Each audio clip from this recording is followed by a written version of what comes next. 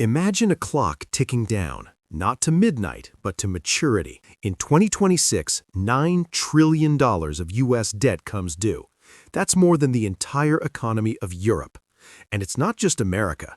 Japan owes twice its annual output. The world? Over $346 trillion in total debt. Welcome to the cycle that never ends. Why does this hit hard now? Interest rates aren't whispering anymore, they're shouting. Back in the low-rate days, borrowing felt free. Governments piled on debt like it was confetti, but rates climbed. Refinancing that mountain? It's costing billions more each month. In the U.S., interest payments alone devour 19% of federal spending. That's money not going to roads, schools, or defense. It's feeding the beast we created. And with global growth sluggish at under 2%, the math isn't adding up. Let's trace how this trap snaps shut. It starts innocently enough. A nation hits a rough patch, recession looms, politicians borrow to stimulate, pump money into infrastructure, tax cuts, welfare. Growth kicks in, jobs appear, voters cheer. Debt rises, but so does GDP. For a while, it balances. Then the cycle turns.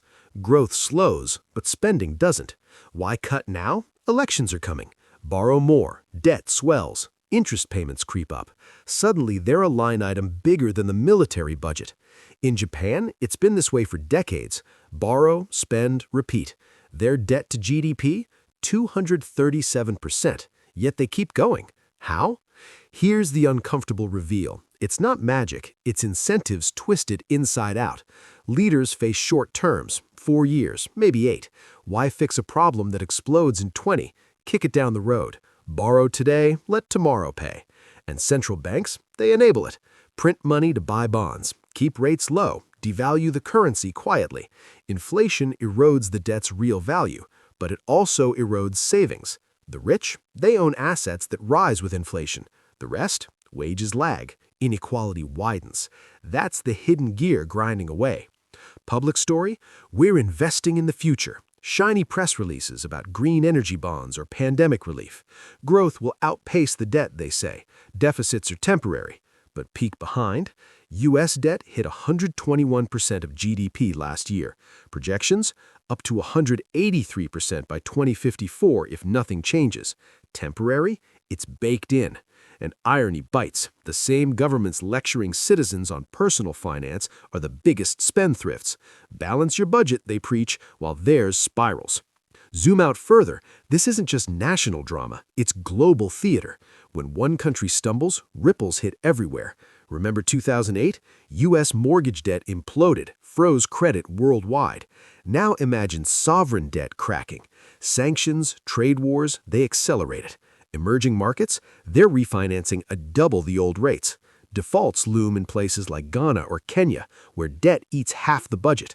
Advanced economies, US and Japan lead the pack, but France, Italy, Britain trail close, all refinancing trillions in 2026-2027.